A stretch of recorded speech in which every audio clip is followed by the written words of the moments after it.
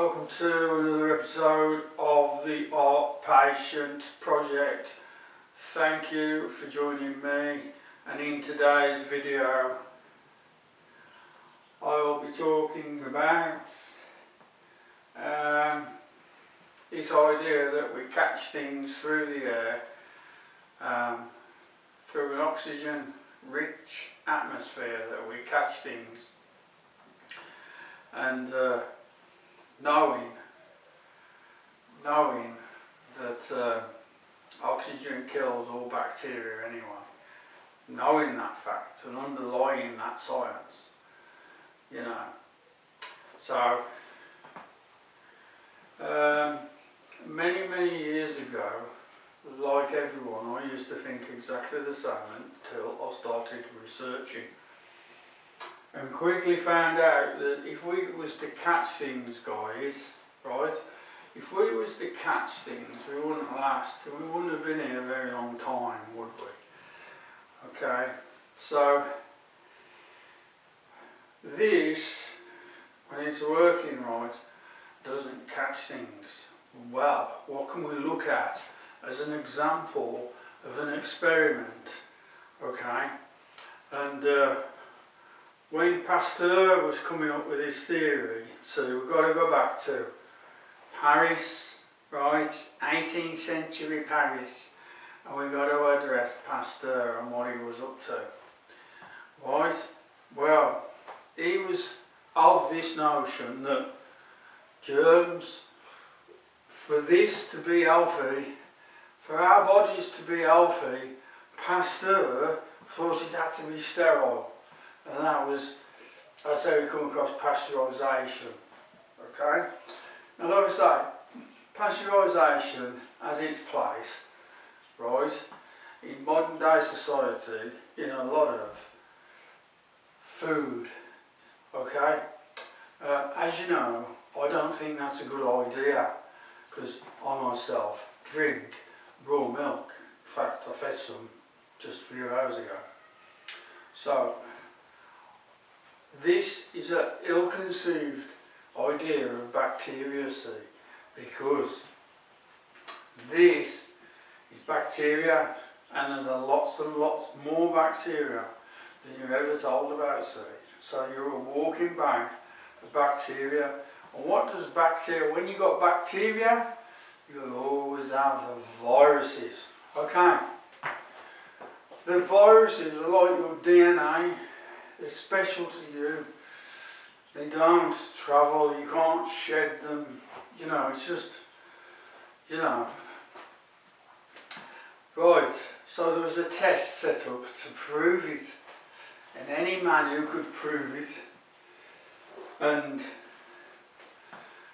again, I'll talk about books another time, but these two guys who wrote this book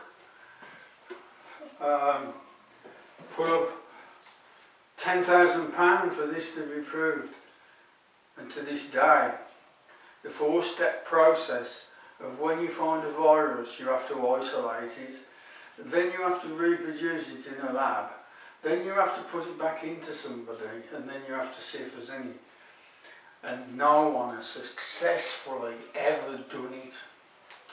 Now, when Princeton University paid the family of Louis Pasteur to open his work up to Princeton, Princeton had to pay a princely sum.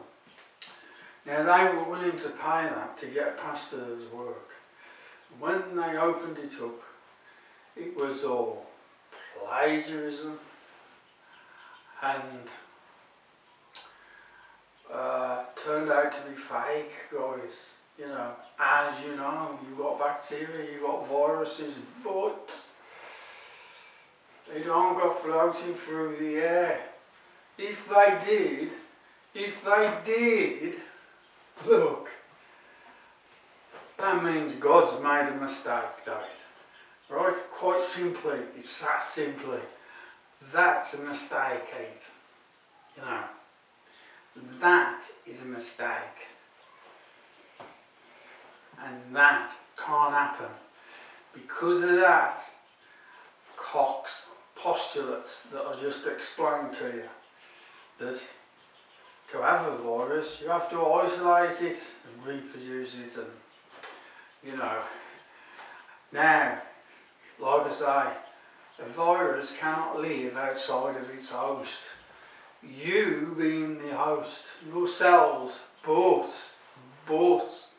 just like DNA, just like your own DNA, a virus is as different in everyone as your own DNA.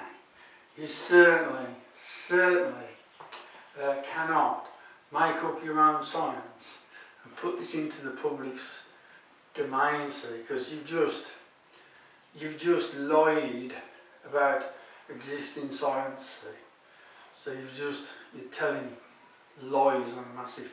Anyway, it would be, wouldn't it, a massive mistake from this man. Now, I would like to finish by saying this. They've already given you this once, right? The people at the pharmaceutical cartels want you to believe that God's already made a mistake because, oh my God, high cholesterol. God made a mistake, did he? And now these guys want to push your cholesterol down. So, you can see kind of what's going on, like I said. But a virus has never successfully been isolated, not in measles, not even in measles, guys. Yeah, these guys were betting on it in a court of law. This guy went to court. You know, but like we say, these guys don't own the media. If the media is giving you your information, you're in trouble, aren't you? Because who pays the media? 70% of all their income, pharmaceuticals, see. But like I say, once you realise you are a bag of bacteria, and the bacteria, there's a lot more of it than you thought, right? You ain't been told quite the whole story about bacteria, see. Once you have, you'll realise that, hold it, a byproduct of bacteria is viruses. It's a self-cleaning up process, It's a molecular level, and that's all it is. It's non-exchangeable. But many years ago, the pharmaceutical people turned it into a flu season, didn't they? They turned it into a season. And like I say, these programs, guys, and come back to that, see, if you're sitting in front of a TV, we always come back to it. Somebody's running a program of adverts.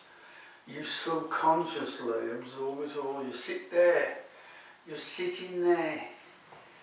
You know, you're sitting there, you're primed for it. You're sitting there in alpha brainwave, mate. And all this information is going into you. And that's how it's done. But, like I say, in reality, never been proven. And if it had, God would be making mistakes, wouldn't he? But these people, pharmaceutical companies and doctors spouting the same crap, like I say, want you to believe that God made a critical mistake and gave you high cholesterol, and that will give you what, mate?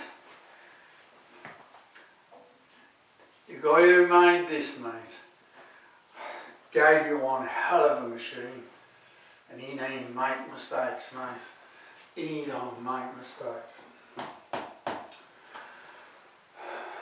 Thank you for watching. Look out for more videos soon.